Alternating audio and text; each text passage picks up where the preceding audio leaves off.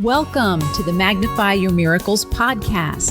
Get ready to be inspired, uplifted, and connected to the miraculous energy of unconditional love that I call Mother Mary. If you're a highly sensitive, highly creative entrepreneur or light worker, and you want to magnify your impact and your intuition, you are in the right place. I'm your host, Reverend Frances Faden, interfaith minister, intuitive coach, and author of Meditation is Friendship with God. I can't wait to share miraculous stories, books, meditations, messages, and interviews with other miraculous light workers just like you. Are you ready to magnify your miracles? What are we waiting for?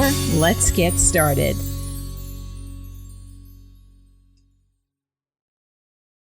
Hello, my miraculous friend, and welcome to another episode of the Magnify Your Miracles podcast. This is Reverend Frances Faden, and I'm so grateful that we get to spend this time together helping you magnify your miracles.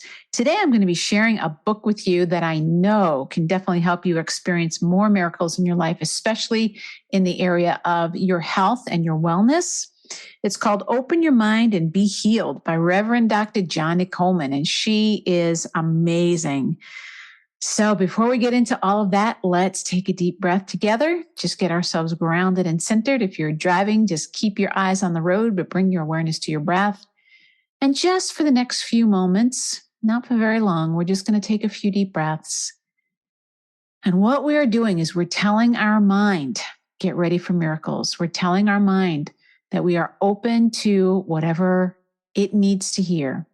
And knowing that whatever you need to hear is exactly what's going to happen today. It's exactly what you're going to hear. Let's take one more deep breath in gratitude, and we can begin. All right, my friend. Well, you know I love sharing books with you. You know I love everything having to do with miracles. And today's book was written by a woman who experienced quite a healing miracle. So her name is Johnnie Colemon, so it can be a little confusing because her name is Johnnie. But Reverend Dr. Johnnie Colemon, founder of the Universal Fellowship for Better Living in Chicago. She's got a powerful story that I'm going to share with you in just a second. But this book is not your typical kind of feel-good book. This is a wake you up book. Okay, this isn't everything's going to be fine. This is like a get it right now. I mean, we are going to church today. That's what we're doing. So I just want to let you know that this book is very much, it's meant to awaken you to the truth of who you are. And the reason that Johnnie Colemon is so passionate and powerful as a minister, and she's actually the minister that mentored my minister. My minister was Reverend Ann Jefferson when I was in Baltimore. I call her my spiritual mama. She's the one that really inspired me to become a minister back in the early 90s. And she was mentored by Reverend Dr. Johnnie Colemon when she was living in Chicago. And Johnnie Colemon is this amazing powerhouse of a woman. She passed, I think, in 2015. At the ripe old age of 90, I think. But her story is that when she was in her late 20s, early 30s, I believe, she got a call one morning from a doctor telling her that tests came back and they gave her 6 months to live, and that was all they could do. And she just hung up and was in kind of a daze and didn't really know what to do. And she said that there was a book that was on the coffee table that just fell as she was walking through the living room. And that book had a title that said, God is my health, I can't be sick. Or God is your health, you can't be sick. She's like, what kind of book is that? And it was from the Unity Church. And this would have been in the 50s that was happening. So her mom told her, yep, if you want to find out about that, you need to go to Unity Village in Missouri and go see. Well, my friends, you and I don't have to imagine what happened. African-American woman coming from Chicago to Missouri. Was she admitted into the school? Absolutely. Was she allowed to live on the grounds? Nope. There was segregation back then. Even in the Unity Church, makes my heart ache to think about it. They had segregation back then. So here, Unity Church talking about the oneness of all of us, practicing that segregation that was going on in the South. But Johnnie Colemon was there and she was learning. And through everything that she learned, 6 months came and went, and she didn't have a sign or a trace of whatever it was that she was diagnosed with. To this day, I don't think she's ever revealed what that diagnosis was. And so when she saw for herself that this worked, she wanted to share it with everybody. So she was in school to become a minister. And one day it was pouring down rain and she had to drive because she wasn't allowed to live on campus. And she'd had enough because it was a terrible rainstorm. And she came into the school and she was like, that's it. I am not going to be living like a second-class citizen, have to drive from Kansas City every day because you won't let me live. She's like, if I can't live on this campus, I am leaving. And so some of the students that were there, some of her white friends that she had were like, okay, let's get up a petition. And they did because they didn't want her to leave because they loved her so much. And they were able to petition and she was allowed to live on the campus. And she's the first person, I think, who was able to live on the campus. She's not the first African-American one to become a Unity minister or a student, but she's the first one to do that. And then she became such a powerhouse, but she saw the limitations of the organization and she realized that she needed to go back to Chicago and take these teachings basically into her neighborhood, is how she would say it. And so she will never say that this teaching is for African-American people because the truth is it's for everybody. But obviously a lot of the people that were in her congregation were African-American and still are to this day. And I love, love, love this church so much. I almost became a minister in this church because I loved it so much, because the power, when she would speak, she's speaking like a woman who knows the truth. She's not teaching you what she thinks that you should learn. She's not telling you what she read in a book. She's standing in front of you on that pulpit as a woman who had 6 months to live and 50 some years later was still up there doing her ministry. So, so powerful. So this little book is called Open Your Mind and Be Healed. And one of her students is Della Reese. I don't know if you remember Della Reese. Della Reese is a beautiful singer, Hollywood singer. She also was in the show Touched by an Angel that was out in the 90s. Della Reese, love her. So she wrote the foreword to this book. But this book starts, and again, it's not very long, but I can hear Johnny's voice as I'm reading it because I've listened to so many of her sermons, and this is written the way that she speaks. So it starts with an open letter to each of you. She says, "Dear friend, I cannot emphasize strongly enough the importance of a change in consciousness to facilitate your healing of whatever kind. This is the only way to guarantee a permanent change in your life. You are not created to suffer. You are not created to live a life from one malady to the other. Practice makes permanent. Prayer and meditation must become as much a part of your daily preparation as hygiene. God knows nothing of arthritis, diabetes, cancer, tuberculosis, or anything else. Resolve this moment to pray for the elimination of these illusions from the minds of all men and women, thus eliminating them from the bodies of all humanity. The healing power of God did not originate with Jesus, and it has not ceased with you. It is at work right now. Open your mind to the allness of God that you are. This is all that is needed to break the bonds of pain, suffering, sickness, and affliction from the life, world, and affairs of all of God's children. It works for me. It will work for you. It will work for a relative, a neighbor, or a coworker, or a stranger. Health is your birthright. Enjoy it." So that's just the letter in the beginning. And as I told you, we're going to church today. Okay, so I'm reading now on page number 2. It says, "To experience the health that is yours by divine birthright will require a change in attitude. If you keep doing what you're doing, you'll keep getting what you're getting.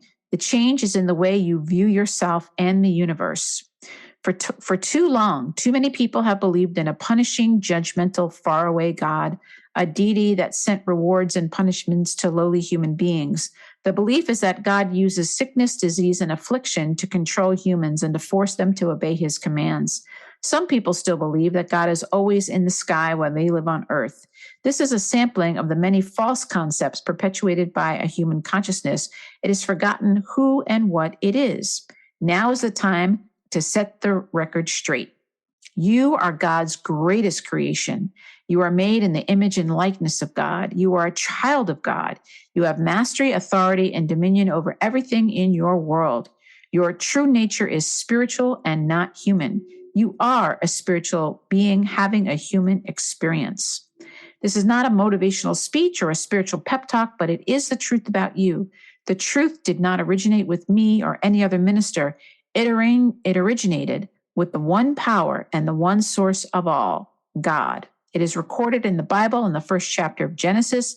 The account of the creation is one of the most widely read and quoted passages in the Bible. It is not written anywhere in the creation of man that his body was consumed by pain. It is not written anywhere that man, although endowed with an abundance of every good thing, would suffer with disease of no known cure, thus rendering him unable to enjoy his inheritance. But it does say, then God looked over all that he has made, and it was excellent in every way. Genesis 1:31, Living Bible. Now, this is the part that I really want you to get. This is on page 5. As a spiritual being, you may be sure whatever is true of God is true of you. The nature of God is absolute good. Therefore, the nature of you is absolute good. God knows nothing about disease, pain, and suffering because they're not real. Understand this. You can have mastery, authority, and dominion only over those objects that are subordinate to your nature. Undesirable situations, circumstances, and disease are not absolute good. They are illusions. The false realm of illusions is subservient to the realm of spirit. The notion that you are a weak, frail, dependent, and helpless human being is nothing more than an apparition. Unfortunately, this kind of erroneous belief is transferred from generation to generation as a way of man controlling man. Nothing outside of you has any control over you. You know, when I read this, it reminds me of when Nelson Mandela was in prison for those 27 years, and he kept saying that, quote, I am the master of my fate. I am the captain of my soul. So even though he was in those circumstances, he never let those circumstances define him. And that's a big piece of what she's talking about here. Okay, I'm going to a different area. Okay, on page number 12. She says, perhaps you are wondering why some people are well and others are not. It would be impossible for anyone to be healed of anything if wholeness and health were not based on a principle. You want to remember that a principle means that it's applying to everybody. A principle is a basic or fundamental truth, the underlying plan by which spirit moves in expressing itself. It works the same for you as it does for me. The choice to activate the life principle is made by changing your thoughts. Now, I want you to write that down, that health and healing, wholeness and health are based on a principle. It is not random. And she says, it works the same for you as it does for me. The choice to activate the life principle is made by changing your thoughts. And I would say changing your thoughts and your feelings. She says, open your eyes. Remove the barriers of fear from your soul consciousness. Affirm, I and the Father are one. The principle of life radiates health, wholeness, energy, and vitality throughout my body temple. I am healed. Praise God, I am healed. I am, I am, I am. So I wanna make sure that you're understanding that she is not saying, don't go to the doctor. She is not saying, don't change your lifestyle. What she's saying is, don't stop there. That's what she's saying. Because a lot of people, we change our diet. We still give our power away. We think, oh, it's the power's in the diet or the power's in this. You still want to treat your body as the beautiful temple that it is. You want to give it the best foods. You want to move it in ways that are honoring to your body, but you want to recognize that the life force within you is what heals. Even a doctor will say to you, it's like they might, stitch you up, but it is the intelligence in your body that actually heals the wound. The doctor dresses the wound, but the life force heals the body. So this is the part that she's really trying to get home to you, is to help you really understand the power of your mind and the power of your spirit. And that when she talks about God, she's talking about the indwelling God, the indwelling Christ. So I'm going to tell you this story. It's on page 32. Remember, I told you about Della Reese. She's a student of Reverend Dr. Johnnie Colemon. She says, if you do not believe that health and wholeness are yours for the asking, they will not happen to you. If you do not believe that a paper cut can be healed, it will not heal for you. God's will is not for you to be sick or unhealthy. However, if you persist in your belief that sickness is a reality in your life, then it must be, because it is the law. In the 1970s, I had the pleasure of meeting Della Reese, star of stage and film. I'd always admire her for her talents and gifts in the show business world. Shortly after our meeting, Della had a physical challenge. One day, while taping The Tonight Show, she collapsed and was rushed to the hospital. The doctor diagnosed her case as an aneurysm of the brain. Based on the test results, they felt that the prognosis was not good. Della, being a truth student at the time, she wanted them to tell her everything. The doctors explained to her that 93% of all cases like hers were fatal. Della said, I don't want to talk about or hear about them. Please tell me about the 7% of survivors. That is the group that I choose. The doctors insisted that she needed to be realistic and understand the full scope of the situation. She told them that she was being realistic and that she was in the 7% group. If they were not the physicians who could administer to that group, could they please direct her to the appropriate ones? Della and I prayed and agreed that what was essential to facilitate her complete healing was to be ready, willing, and able to go to work. It works if you work it. The instrument that the doctors needed became available at the exact time of the operation. On the way to the operating room, Della joyfully sang her favorite song, God is So Wonderful. The medical team had already told Della the post-operative side effects to expect. Her eyesight might not be restored for a couple of days, but she kept her vigil of God is, I am. God is, I am. I received a call on Sunday morning from the hospital. It was not the doctor or Della's husband or her son. It was Della. She said, buddy, God has done it again. And I said, what are you doing on the phone? Remember, you have to use your wisdom. She said, I am using it. I wanted to call and let you know that the doctors are baffled. Bless their hearts. I'm not supposed to be able to see for a while. However, I can see everything in this room. Praise God. She went on to describe everything in the room in full detail. So, my friend, this has all kinds of stories in it of people who are able to access or activate the healing power that is within you. And I highly encourage you, if you're having any physical challenges, get this book. If you're having any mental and emotional challenges, get this book. If you're having any financial challenges, get this book. Anywhere that you need healing, my friend. And we all need healing in one form or another.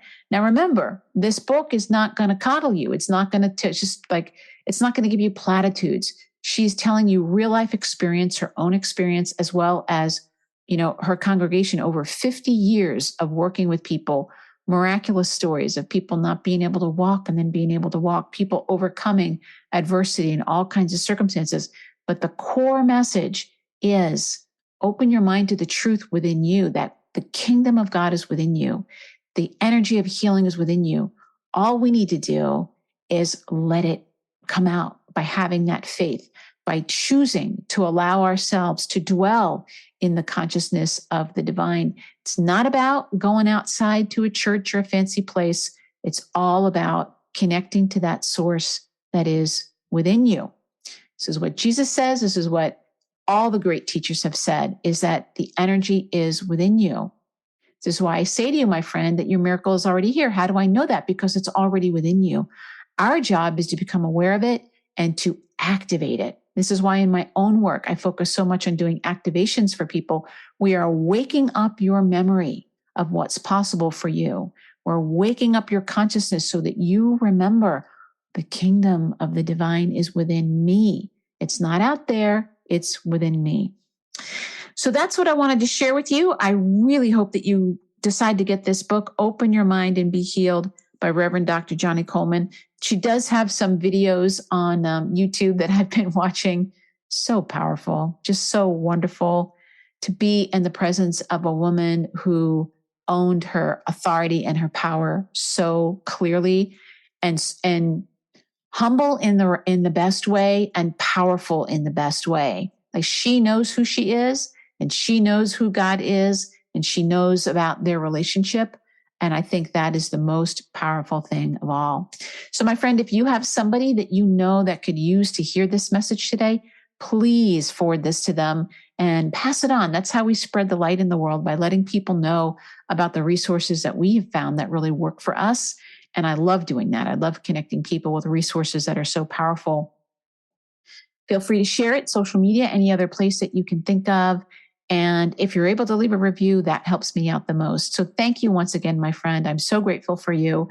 Remember, keep reminding yourself that your miracle is already here. God bless you so much. Bye-bye. Thank you for listening to the Magnify Your Miracles podcast. I'm so grateful to be able to spend this time with you. If you want even more inspiration, feel free to visit my website, francisfaden.com or magnifyyourmiracles.com. And if you did enjoy this episode, I would really appreciate it if you left a review on iTunes, Stitcher, or wherever it is that you connect with awesome podcasts. Remember, the key to magnifying your miracles is remembering that your miracle is already here.